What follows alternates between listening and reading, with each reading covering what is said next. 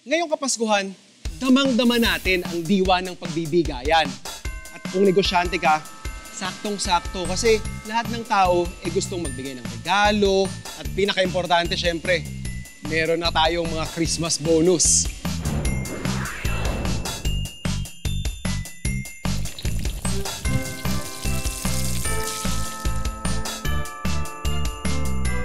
Tamis ng fruits, then maglalagay pa ng lemon zest and orange zest, yep. Wow. At sa Bandang Bacolod, hihingi rin tayo ng business ideas at tips kay Apong Laring na isa sa pinakamatagal na gumagawa ng tamales at iba pang kakanin. Aba, parang ayos to ha. Ito yung mga simpleng factors why yung tamales natin dito makes it a perfect meal. Tane! At mag-food trip na rin tayo sa Pineapple Coast. Let's try the yaki, guys. Cheers! Tara na't magkape at mag-selfie sa pinakamalaking cafe sa buong Pilipinas, ang Lala Garden Cafe. Napakaganda at napakalaki. Oh, thank you, sir. Ang Lala Garden Cafe.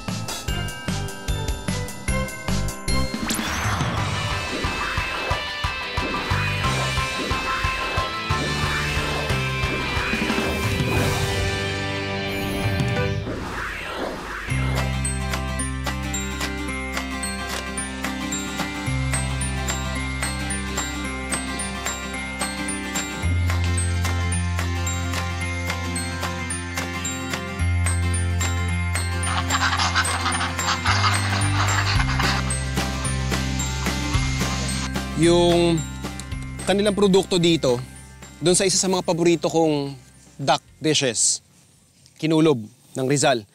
So, sa pagkakatanda ko, sa nalalasahan ko kasi kapag na-order ako ng kinulob is para itong inadobo saka ipinirito. So basically, yun lang yung mga flavors na hahabulin ko as I make my own version. So tatanggalin lang natin yung pinaka-feet.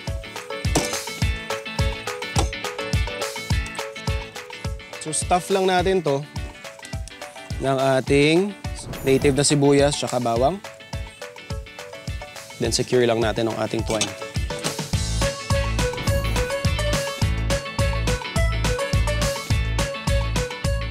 So ito yung ating paglulutuan. Lagay lang natin yung mga sobra nating bawang.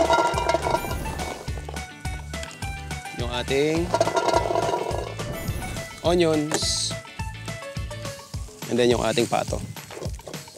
Buhusan lang din natin ng ating chicken stock.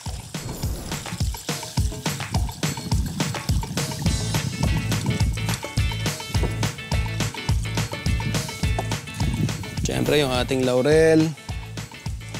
Season natin ng dark soy sauce. Ating paminta. So tapos na yung kalahati ng ating cooking process. Ipo-poach lang natin ito hanggang lumambot yung karne. I-relax hanggang mag-dry yung skin. And then, i-deep fry natin sa mainit na mantika.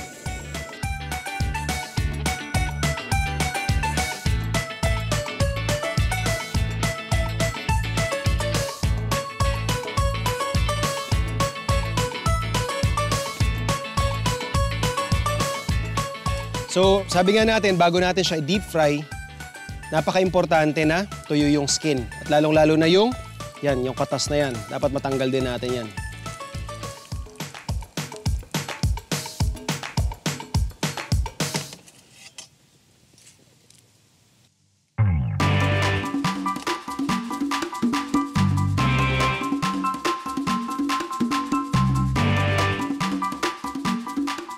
So at this point, well-rested na tsaka dry na yung balat ng ating pato.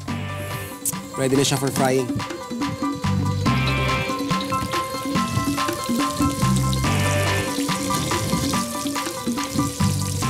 Habang piniprito natin to, what we're really looking after is yung kulay lang niya. Ayaw natin siyang ma-fry ng ganong katagal kasi madadry out yung laman sa loob.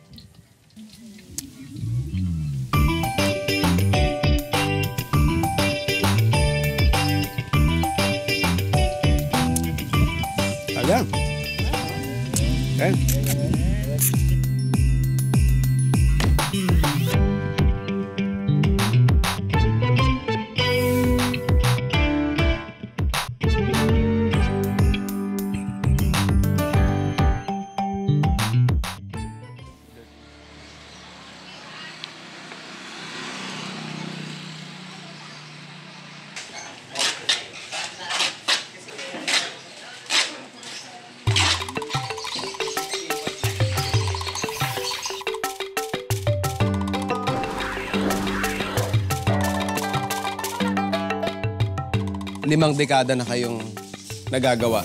So, natigil lang nung na Pandemic. pumutok yung po yung pinag- Of course. Kasi umalis Opo. kami dito. Buti binalikan niyo po itong trabaho. Oo, nang pwede na. Pero dati ma'am, mano-mano yan. Siyempre, nung nag-umpisa kayo. Pati itong paggata ngayon, na ano na. Food Explorers, etong tool nila na to is sila lang yung gumawa. Alam nyo ba?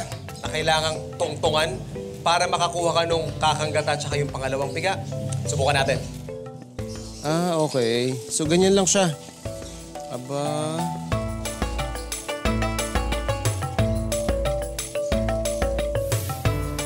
Parang ayos to ha. Makikita nyo, Food Explorers, ganito lang naman kapulido yung pagkakapiga ng ating nyog. So makikita nyo, dry na. Sulit na sulit, ibig sabihin, no? Opo. Ayan po yung ginata nyo kanina na yun ang Okay. first gata. Ito na po Ito yung na yung kalalabasan ano. yan. Ano? Ma'am Jane, paki-explain naman sa amin kung ano yung pinaka-base, yung ingredients ninyo nung parang sa inyong tamales.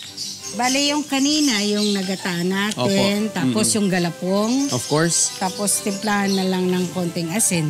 Yan lang.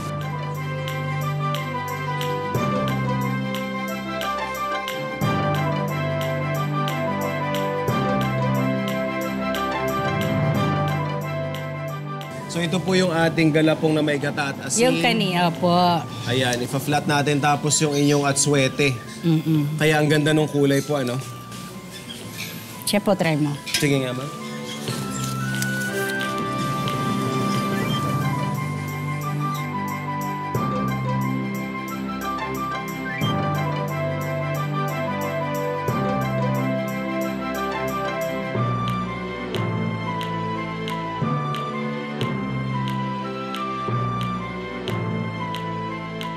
Okay. Zane, so ito na po yung toppings. Opo. Paglagay ng sahog niya. So 3 gaya, tapos may ham din pala. Complete meal talaga siya, no? May karne, may starch. Tapos may mani, Naku, yung... may legumes.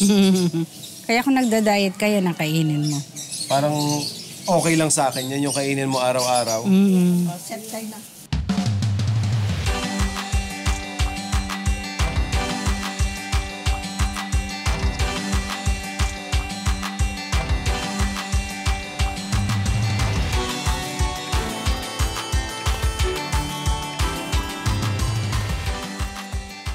So after an hour, eto na yung itsura niyan. May pangalan ko yan.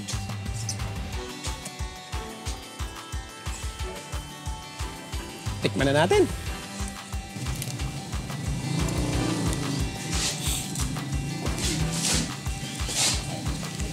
Ayan na.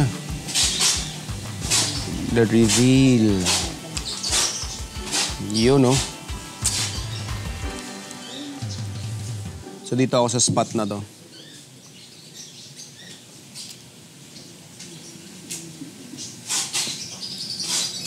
Nagwiwigil-wigil, ah.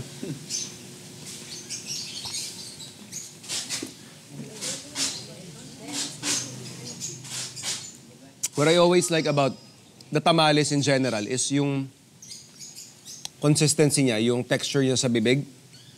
Pero what I like about our tamales here is mas smooth siya.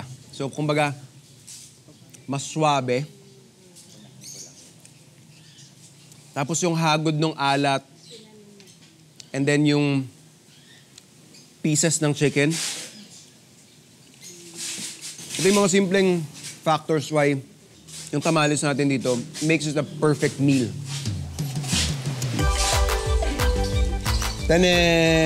Tanen! Food Explorers, maulaan niyo ba kung nasaan ako ngayon? Hindi ito simbahan or isang events place, ha? Nandito lang naman ako sa pinakamalaking coffee shop sa buong Pilipinas. Kung hindi ka pa nakakapunta rito, where have you been?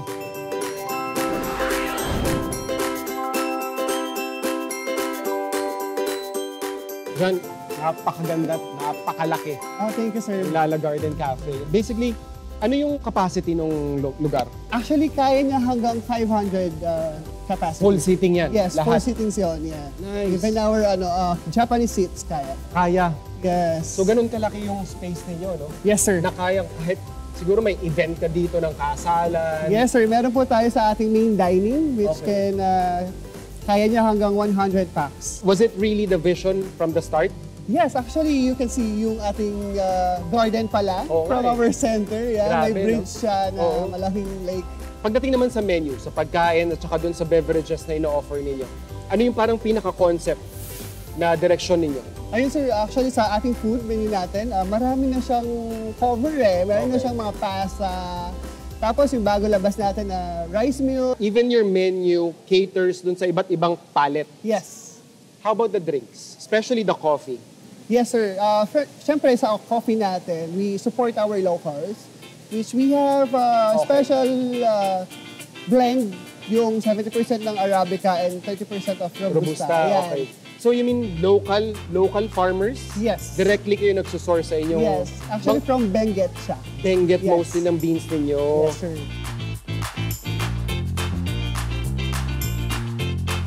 Wow, John. Grabe. Nakaka-speechless yung dami ng Heaven. spread nyo. Heaven talaga, Yes. nakakatakot. At saka ang daya nyo Talagang pagpasok mo pa lang, ito yung welcome sa'yo Yes sir. Talaga ma-attempt kang kumuha eh, di Oo ba? Speaking of kuha, John, sige nga, bigyan mo ako ng mga recommendations mo dito sa inyong pastry buffet na to. Yes, like yung Ito, yan, itong strawberry na to. Strawberry tart. I'm sure masarap to, pero parang Yes. nakakapanghinayang kainin. Bawal ang inig. Actually, yung favorite ko ngayon na bagong labas, itong onion leeks. Ay, syempre. Yan, Ito onion yung leeks na parang may Korean cheese. Yes. bread Bun. natin, ano? Yes. Oo, Actually, Korean nakikita bun. daw yan sa telenovela. Ayan, Yes. sikat na sikat to dun sa mga mahilig manood ng mga Correct. ganung...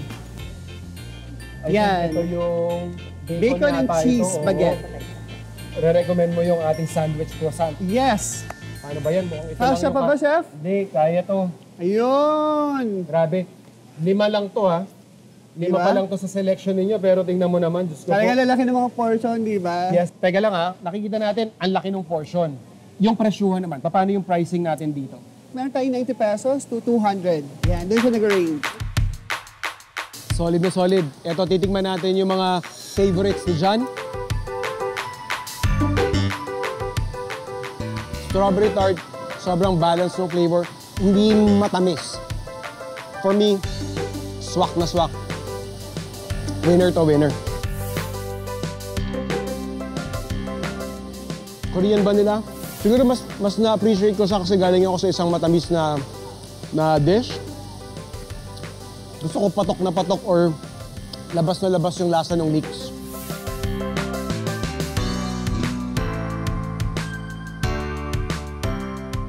Kung makakatawag ako ng rest back, ipapatikim ko rin yung iba pa nating mga nakuha from the pastry buffet nila. Pero syempre, marami rin tayo dito yung mga best sellers nila ng mga beverages.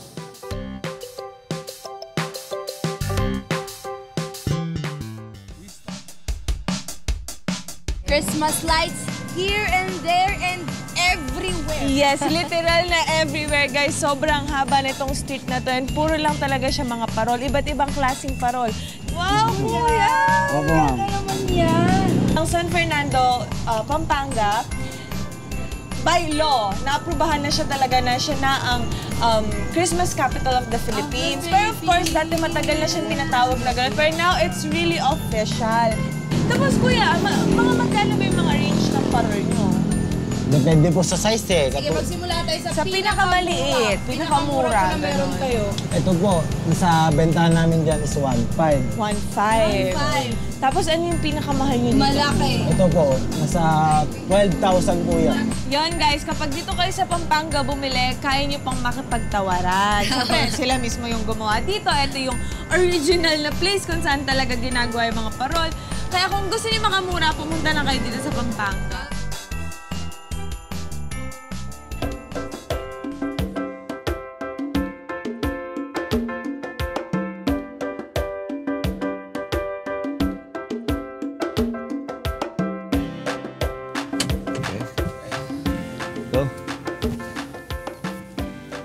So, Chef, this is my farm.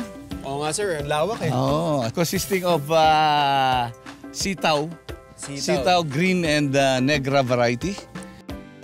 Makikita mo, ito, another day is good for harvesting. Ito actually, maganda na nga ito sir. Malutong yan. Malutong. Yeah, crispy. Crispy. Maganda. Taiwan sili. Ito yung equivalent ng ating siling labuyo. Ang siling labuyo natin maliliit. Maliliit. Ito mahaba pero yung tanginess ay the same. But we have already started the propagation of Peking duck. Peking duck. Bakit po Peking duck yung napili ninyo sir? Una, mas malalaki yung katawan niya eh. Kita naman po. Di ba? Kumpara sa mga malalaki native, mga kaysa bibe. at saka mas masarap yung laman niya. Yes. Gano'n na po kayo katagal na nag-aalaga nito sir? This is 1.5 years. Umabot na kami ng 75 heads. We started with 1 male and 2 female. Yun lang po yun lahat? Yun lang, oo. Tapos ganyan na sila kadami. Ilang pares po ng Anglo-Nubian ang binili ninyo? Actually, dalawa lang yan eh. Imported po o local lang? Imported yon. Talaga. Okay. Could be 6 digits din. Pero matanda na yung yung dalawa, namatay na. Ngayon kumuha ulit ako yung merong mark sa yan imported yan. Sa ibang bansa po kasi mostly bred for meat sila, no? Yes. Itong mga ganito is basically for meat and milk.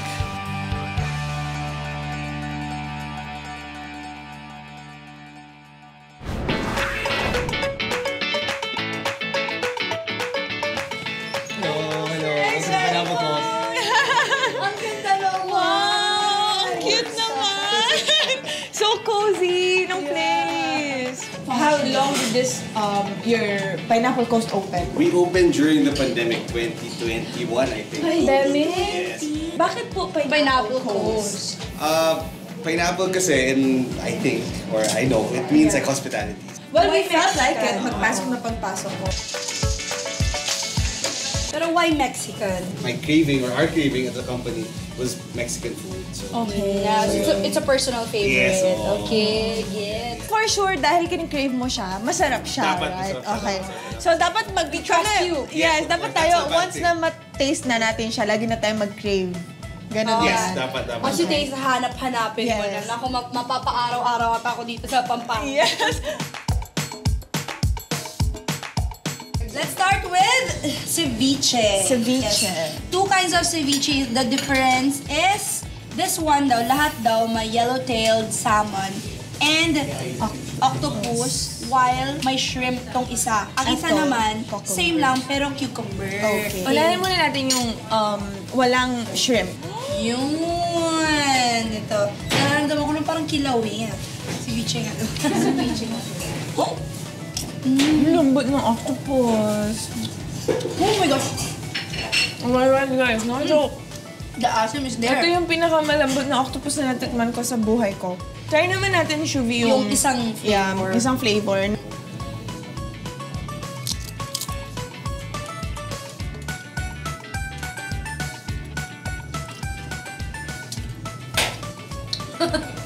So it's my first time eating raw fish, everyone. And Totoo ba? yeah, I don't eat raw fish, pero wala to lansa.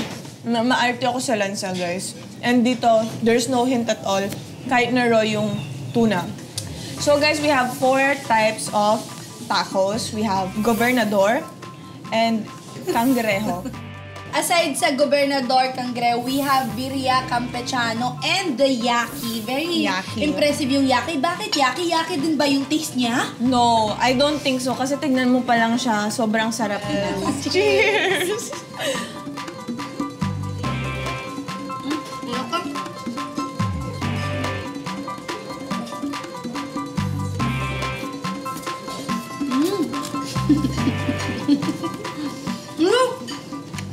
Crispy! Hindi ako familiar kasi sa ganitong type ng texture. Kasi first time kong kumain ng tuwalya na fried.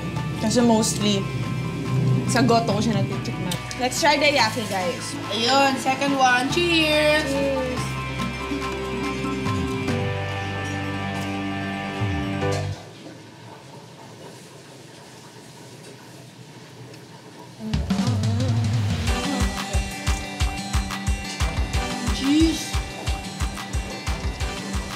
Oh my God. This is for me. This is what I like. Sobrang lambot ka. Sobrang tender. Look.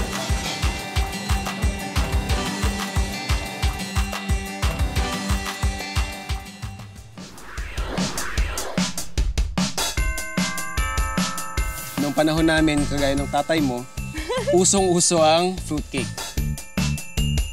So basically, we're just gonna prepare yung ating, well, part ng ating wet ingredient, which is yung ating butter. Yan.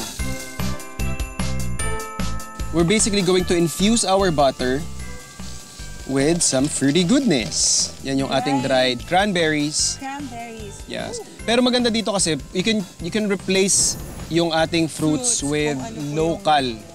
Dried mango. Yes, ma'am.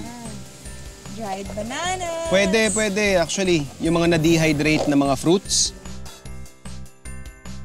Yan. So there, we'll just mix it up. Sige nga, Ineng. Can you crack the rest of the eggs? Ako po yung sous chef for Yes.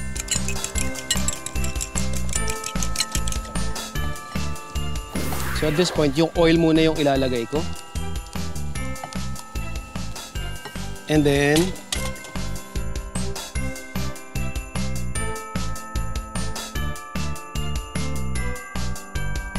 so we're just gonna add in our baking powder. Some spices. Meron tayo dito, ito, allspice. And then we can add in yung ating fruit mixture.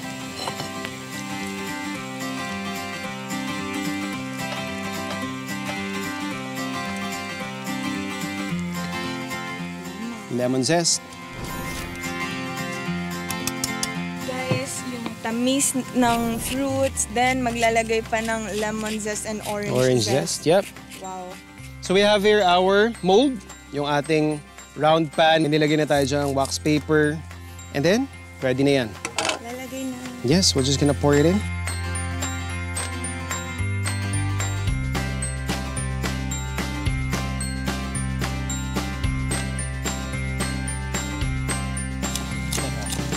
Yan. Parang pinaka-garnish lang yan. We'll just top it off with some nuts.